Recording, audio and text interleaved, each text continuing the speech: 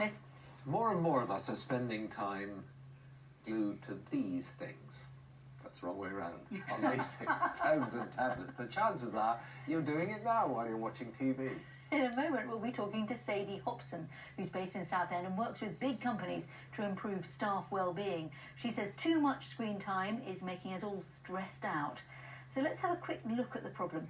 Research shows that 8 out of 10 people now own their own smartphone. While there are many benefits, more than half of us say that digital devices interrupt face-to-face conversation with friends and family, while the ability to check emails means we're taking work home with us. And listen to this, studies also show that 46% of young people say they would rather break a bone than break their phone.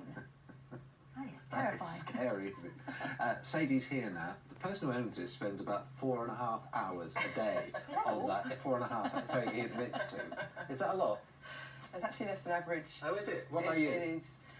Oh, I'd say I'm less than average. I'm very mindful of the tech time. You know, tech and these devices, they're wonderful enablers, and they really do give us a great amount of flexibility and choice and control about how we work particularly, but it's about really starting to be smarter with how we use those smartphones and be aware of how much time we're spending scrolling. And what is the damage that we're doing? Because it is like an addiction, isn't it? It certainly is, to the point that the level of anxiety that's actually experienced when people are separated from their devices is actually known as nomophobia, so no mobile phobia.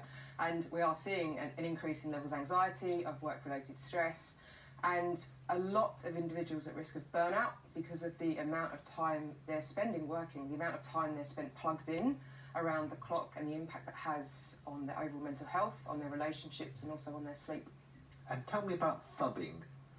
Phubbing is something that many people may not have heard the actual concept, but I'm sure they're familiar or have experienced this happening in an interaction with a person. So this is when you're involved in a conversation with another person, but you can see they're distracted by what's happening on their mobile phone. Oh, it's rude. It's just rude, isn't it? It is rude, and it's impacting the way that we connect, and connecting with other people in a face-to-face dynamic is something that's very powerful for our mental health.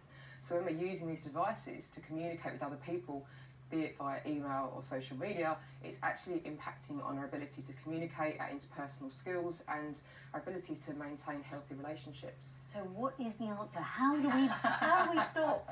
There's the golden question. So some key points and some things that we talk about with our clients is to create digital havens in your home, so particularly the bedroom and the dining room. So we've got areas of the home environment where digital devices are banned, so we can actually engage in proper conversations with the family. It actually gives a strong message to children as well, and particularly in the bedroom as well. The majority of people do sleep with their devices next to them. They use it as an alarm.